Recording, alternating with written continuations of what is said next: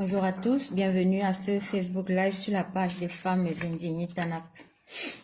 Ça fait longtemps, nous ne sommes pas venus en live. Vous savez, à côté du combat, on a une vie. Connectons-nous, bipons nos amis.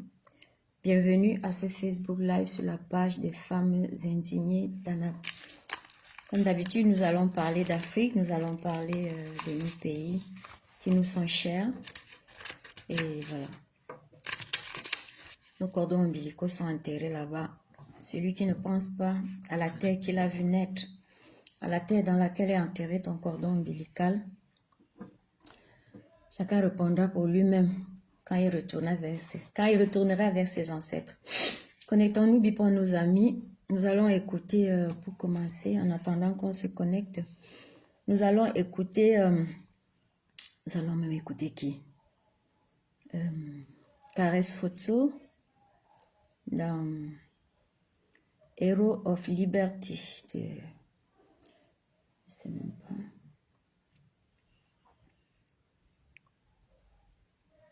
Connectons-nous, bipons nos amis. Bienvenue à ce Facebook Live sur la page des femmes indignées TANAP.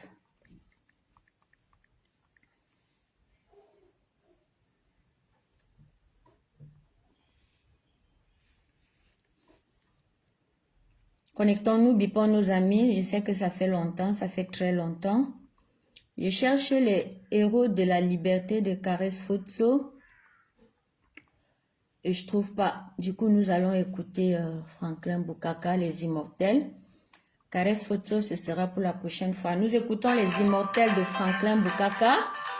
Nous n'avons aucun droit sur cette musique. Tous les droits reviennent aux ayants droit de l'artiste Franklin Bukaka, mort il y a longtemps.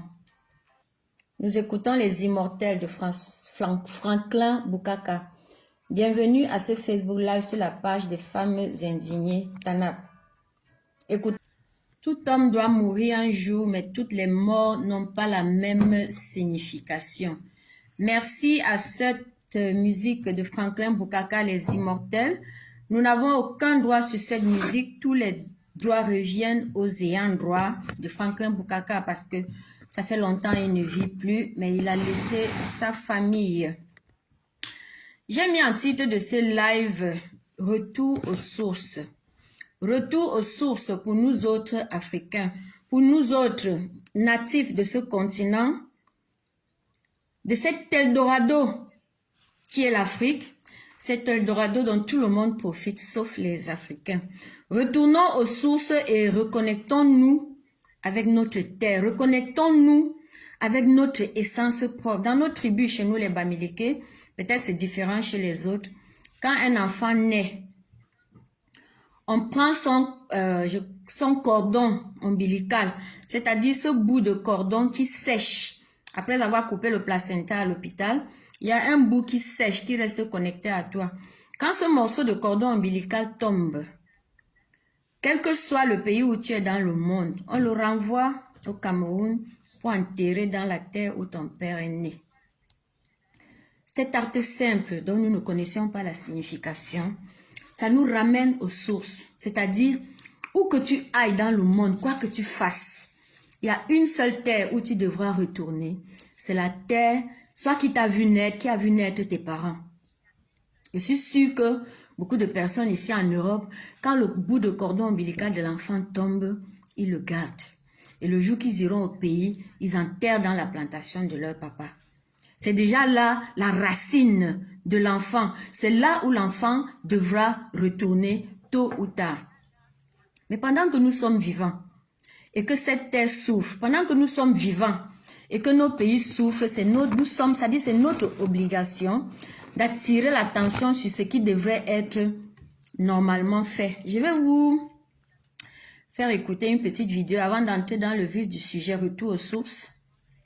Je vais vous faire écouter une petite vidéo que j'ai partagée sur notre page d'ailleurs. Je vous invite à regarder.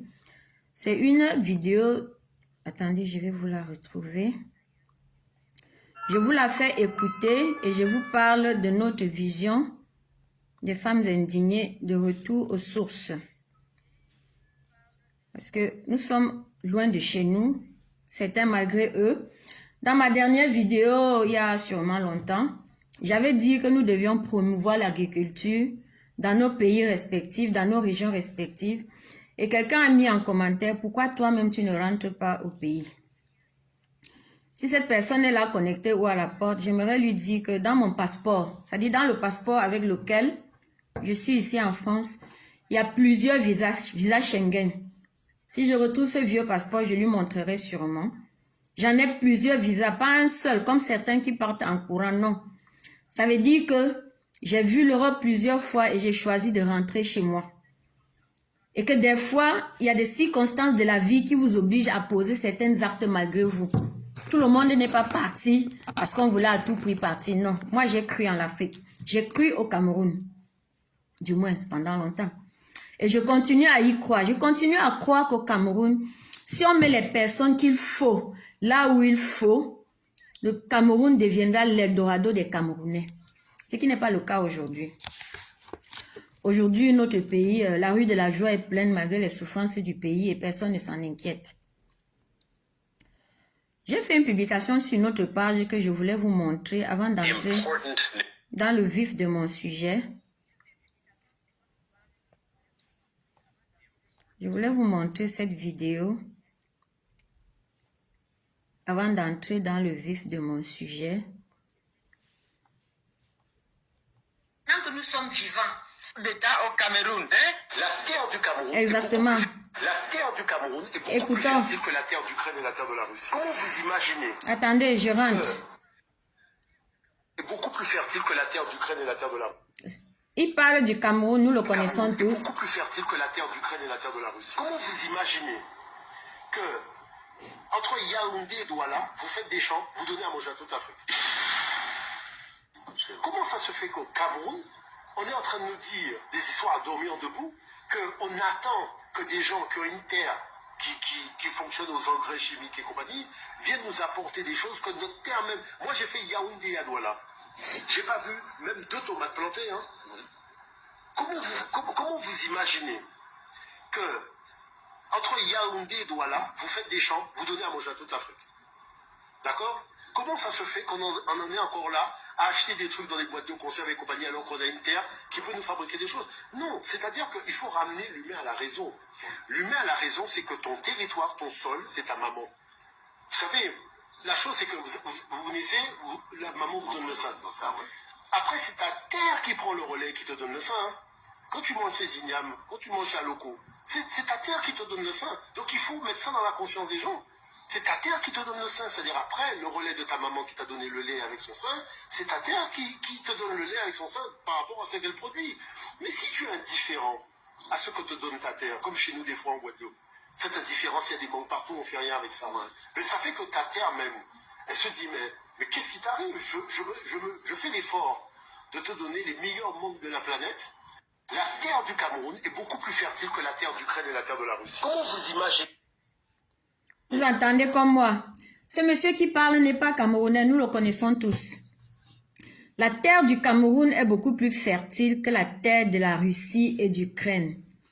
Mais nous avons vu pendant le confinement et même depuis le début de la guerre en Ukraine, comment nos dirigeants sont allés pleurer en Russie pour commander du grain. C'est-à-dire que nous quittons une terre fertile, on part commander du grain chez des personnes dont la terre est moins fertile que la nôtre. Jusqu'à présent, le peuple africain en général, nous avons été détournés de l'essentiel. C'est-à-dire que si on ouvre le ventre de la Méditerranée ou de l'Atlantique aujourd'hui, si on pouvait compter, c'est-à-dire que si les mers ou les océans pouvaient être obèses, c'est que la Méditerranée et l'Atlantique sont obèses depuis longtemps. Tellement ils ont avalé des Africains, tellement ils ont avalé notre jeunesse, tellement des jeunes Africains meurent dans la Méditerranée, dans l'Atlantique, pour aller chercher un Eldorado, un instant,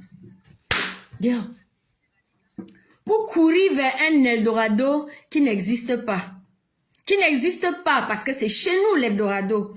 L'Afrique est un Eldorado dont les Africains, ce sont les Africains qui n'en profitent pas, en réalité. Alors, qu'est-ce qu'on fait? Nous fuyons nos terres. Donc, il est urgent aujourd'hui que nous comprenions C'est vrai que certaines personnes vont continuer à dire les femmes indignées, vous ne parlez plus des problèmes du Cameroun, vous avez démissionné du vrai combat. Non. Nous pensons que tout ce qui se passe en Afrique, surtout francophone, les maux dont souffrent tous les pays d'Afrique francophone sont les mêmes maux dont souffre le Cameroun. Donc si nous parlons de quelque chose qui se passe soit au Mali ou au Burkina, c'est parce que soit nous espérons que la même situation, nous la vivons chez nous et nous espérons pouvoir avoir des débouchés face à cette situation. Donc si je parle d'une situation qui se passe en Côte d'Ivoire, au Mali, au Burkina, au Niger, au Tchad, d'une autre façon, je parle de ce qui se passe au Cameroun parce que nous vivons tous des mêmes problèmes.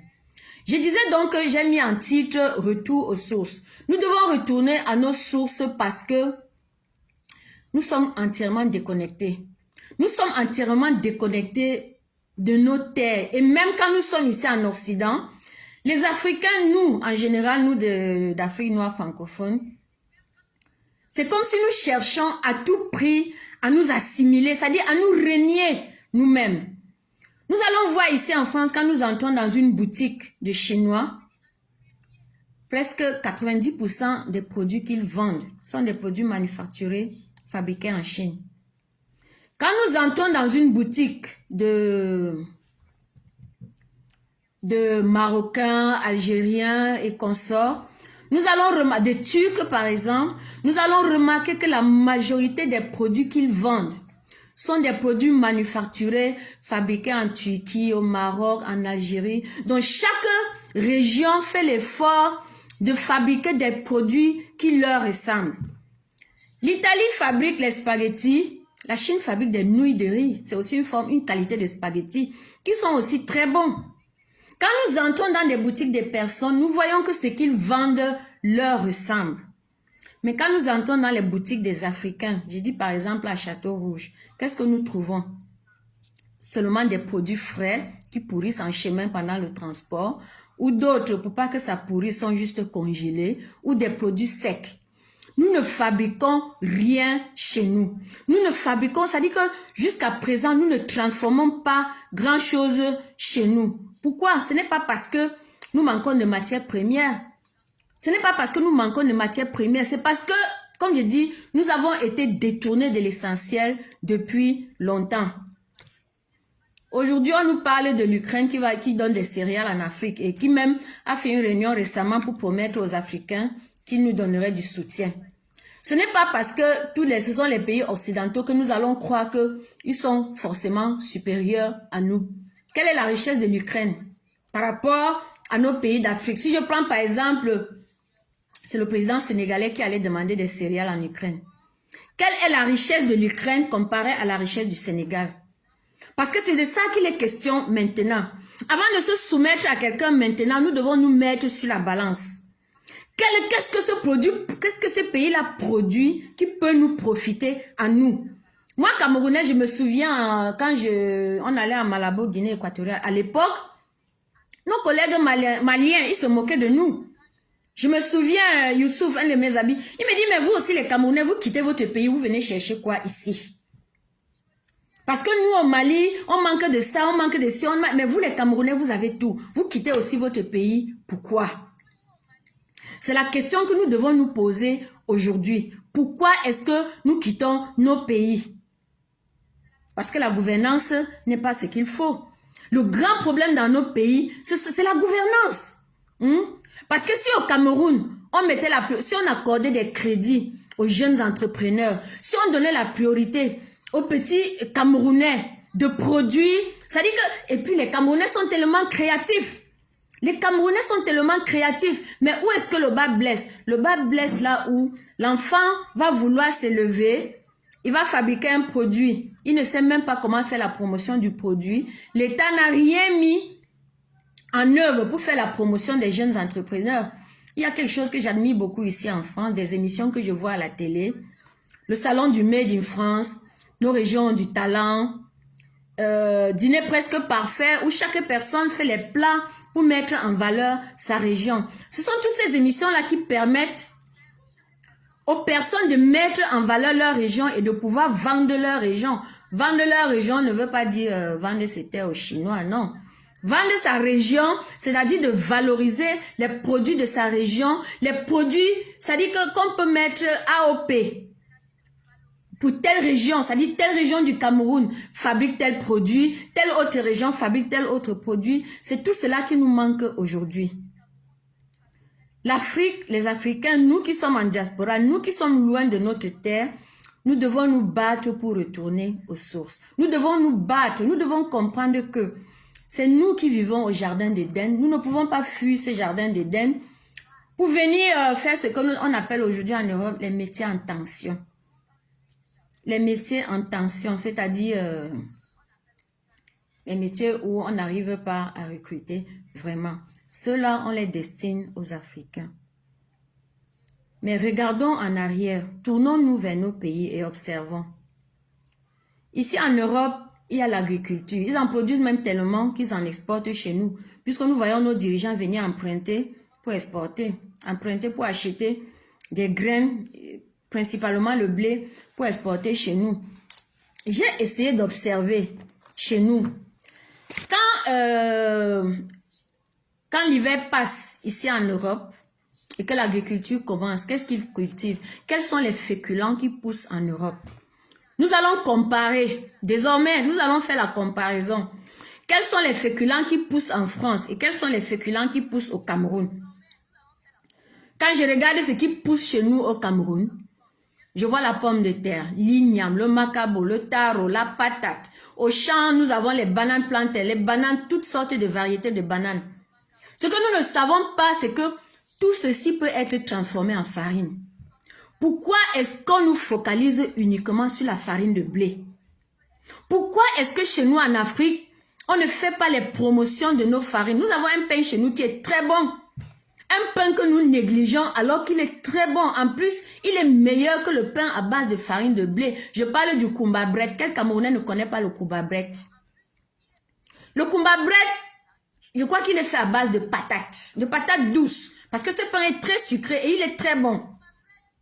Imaginons qu'aujourd'hui, nous lançons à grande échelle chez nous la production de farine de patates douces pour faire non seulement le Kumba Bread, mais les gâteaux dans nos pâtisseries. Parce que cette farine, elle est sucrée, elle est bonne. Nous n'aurons plus besoin d'attendre que nos dirigeants aillent en Ukraine chercher la farine de blé pour nous donner, ou bien qu'ils aillent emprunter pour importer le blé. Il est temps aujourd'hui que nous prenions conscience que l'Eldorado, c'est l'Afrique, c'est nous qui sommes riches. Je vous ai fait la liste tout de suite des féculents qui poussent au Cameroun. Le manioc, le macabo, l'igname, le taro, la pomme de terre, la patate douce. Et même l'arbre à pain que chez nous on ne cultive pas, ça pousse à l'état sauvage. C'est en Europe que j'ai su que l'arbre à pain était mangeable. Chez nous, quand le gros fruit tombe, les enfants passent le temps à jouer avec et après on donne ça au porc. Dans nos villages, chez nous, sur les hauts plateaux de l'Ouest au Cameroun, c'est en Europe que j'ai vu les Christophines sur les étalages de légumiers au marché. Dans nos villages, la Christophine pousse à l'état sauvage. On arrache ça dans les arbres, on donne au porc. Est-ce que quelqu'un connaît la semence de Christophine au Cameroun?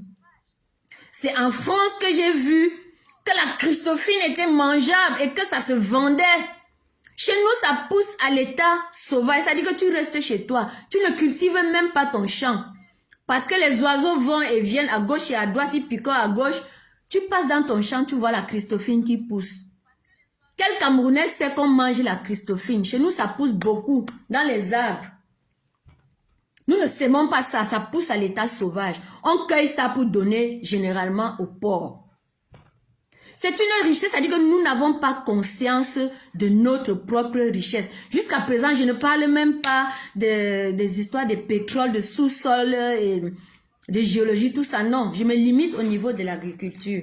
Quand je dis que nous devons mettre en valeur nos terres, c'est pour dire que je ne demande pas à quelqu'un d'aller vivre au village. Mais si tu as un frère, une soeur qui vit au village, donne-lui les moyens de faire ne serait-ce qu'une agriculture intensive dans votre concession et de t'envoyer à manger en ville. Si tu donnes les moyens à ton frère qui vit au village, que au lieu de cultiver une seule parcelle, il en fait plus. Il en fait plus et avec ça, tu sais que si quelqu'un va au village, il t'envoie un sac de nourriture. Ça te fera qu'au marché, que tu n'ailles plus au marché acheter 5 plantains à 1000 francs ou 3 macabons à 1000 francs.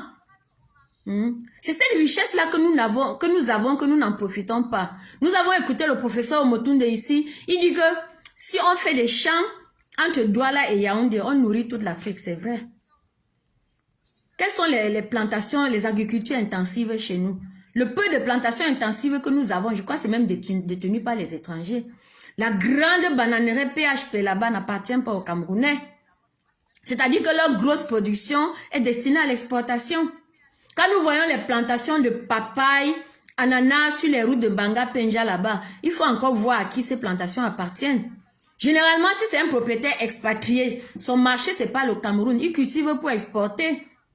Nous avons appris que peut-être c'est les Chinois qui cultivaient le riz chez nous au Cameroun, mais ils ramenaient ce riz en Chine et ils nous ramenaient le leur.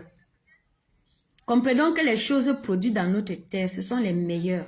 Quand j'étais petite, comme je l'ai toujours dit, il y avait des matins où ma mère n'avait pas 100 francs pour m'acheter le pain de 75 beurre de 25. Elle n'avait pas.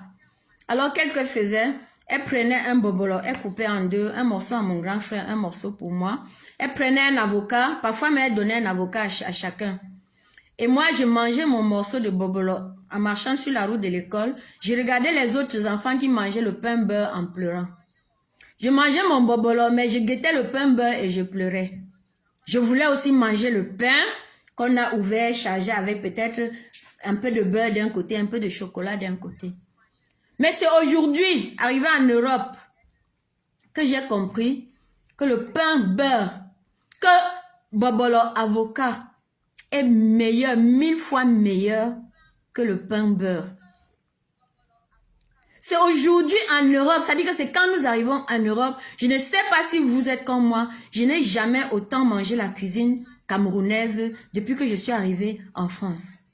Alors que quand j'étais au Cameroun, je voulais aussi manger les spaghettis sauce tomate, j'allais aussi au supermarché acheter ma part de saucisson, tout cela. Quand on se rend compte qu'aujourd'hui, tous les produits chimiques qui sont bourrés, c'est-à-dire que toute la chimie qui est dans ces produits-là, qui sont à profusion sur nos marchés aujourd'hui, et que les personnes qui se croient être au-dessus des autres, c'est eux qui achètent cela. Mais ils ne savent pas qu'ils achètent des maladies pour mettre dans leur corps. Quand nous voyons aujourd'hui tous les produits chimiques, tous ces... comment ils appellent ça? Tous ces additifs qu'on met dans ces produits-là, qui sont à profusion sur nos marchés aujourd'hui. C'est là que nous comprenons que la meilleure alimentation, c'est ce qui sort de nos champs. La meilleure alimentation chez nous, c'est ce que notre terre produit. C'est ce que notre terre produit. C'est de ça qu'il est question aujourd'hui. Nous interpellons la jeunesse africaine aujourd'hui. Nous interpellons vraiment, retournons à nos sources, retournons aux sources. La vraie richesse est chez nous. L'Afrique, c'est cet Eldorado que tout le monde bagarre pour avoir son petit morceau d'Afrique aujourd'hui. Les Africains eux-mêmes, nous aurons quel morceau? Si des gens se battent pour avoir des parts de nos pays, qu'est-ce qui va nous rester? C'est de ça qu'il est question aujourd'hui. C'est pour ça que nous devons nous battre aujourd'hui. C'est-à-dire que mettre à la tête de nos pays les personnes qu'il faut, là où il faut, pour prendre soin de leur peuple. J'ai entendu sur un plateau aux États-Unis, dans leur constitution, il y a des textes qui disent que si un président ne travaille pas dans le sens du pays, on peut le destituer. Voilà le genre de textes qui doivent figurer dans nos constitutions demain. Et des personnes, des sages, des dignes fils de la République, comment je vais les incorruptibles, pour protéger ces textes-là, pour que les présidents de nos pays ne se sentent plus tout permis, que chaque personne ne vienne plus dire un tas de mensonges, promettre 1001 choses, mais dès qu'il est assis là-bas, il devient, comment on appelle ça, chop die, chop blue pot. Voilà ce qui tue l'Afrique. C'est-à-dire que les personnes font des promesses pour séduire le peuple. Ils se roulent même dans la boue. Vous avez vu Macky Sall au Sénégal pendant la campagne. Il était dans la rue avec les Sénégalais. Aujourd'hui, le même retourne tuer les Sénégalais pour s'accaparer le pouvoir. Est-ce qu'il a seulement respecté tout ce qu'il avait promis aux Sénégalais pour se faire élire? Là, on ne pose pas le problème. On se bat seulement pour que, pardon, qu'il parte. Nous devons aujourd'hui comprendre que nos pays, l'Eldorado, c'est chez nous. La meilleure alimentation, c'est celle qui est produite chez nous. Et nos dirigeants doivent veiller à ce que certains produits chimiques qui sont interdits chez les autres soient aussi interdits chez nous. C'est de ça qu'il est question. Nous n'allons pas passer, c'est-à-dire pas nous, parce que nous, moi j'ai une fille majeure, je suis grand-mère. Ce n'est plus pour nous. C'est-à-dire qu'il ne faut pas que notre jeunesse, c'est-à-dire que les enfants, nos enfants qui sont en train de devenir majeurs aujourd'hui, il ne faut plus que ces enfants soient les mêmes, que leur cerveau soit aussi délavé que les nôtres. Parce que hier, nous étions attachés à des valeurs qui n'en valaient pas la peine. C'est aujourd'hui que nous comprenons que nous avons été, qu'on nous a lavé un peu le cerveau, non? On nous a mis dans nos cœurs des valeurs, des contre-valeurs, je peux dire.